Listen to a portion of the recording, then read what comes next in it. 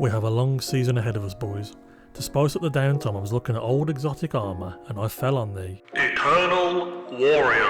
The Eternal Warrior has Resolute. Arc final blows grant an escalating damage bonus with arc weapons, while using Fist of Havoc activating your super grants an overshield. Final blows extend its duration.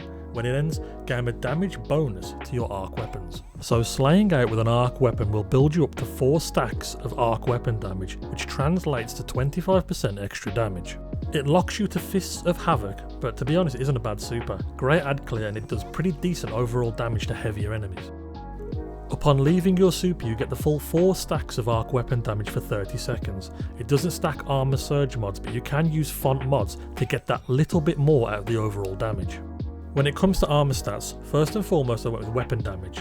The build is kind of focused around sustained damage, so get this as high as you can.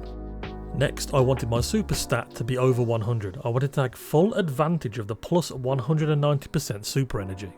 I wanted to cast my super as often as possible, so I could have the 4 stacks of extra damage as often as possible. You also get an overshield upon casting your super, which has saved me a few times when I've been close to death. I then wanted my class stat to be over 100. The reason for this is we are using Storm's Keep. I wanted those bolt charges as often as possible for extra damage. Alongside Storm's Keep I'm running Knockout. If enemies run at your rally barricade it's always nice to throw some hands and get health back, but it also makes you amplified. My powered melee of choice was Ballistic Slam. Again it helps with the bolt charges. Grenade is dealer's choice. I used Pulse, but you can use whatever you want here.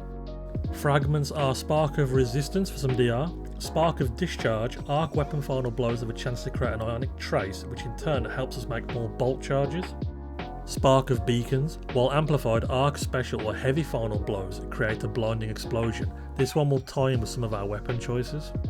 And Spark of Ions, defeating targets with bolt charges creates ionic traces. This build will be somewhat future proof. The only things tied to arc on the artifact are elemental orbs and the dielectric. Losing these won't make too much of a difference to the build. You can run a sword with this build and use combination Argent Blade and Sword Storm combo, but keep in mind you will be losing these at some point. Now onto weaponry. There are so many different combos you can use. You can still use the Praxic Blade. I tried double swords and paired it with a Hero of Ages. Ergo some with Stormbringer was also very good. The PSI Eterna 4 is great with this build, especially with Trickle Charge.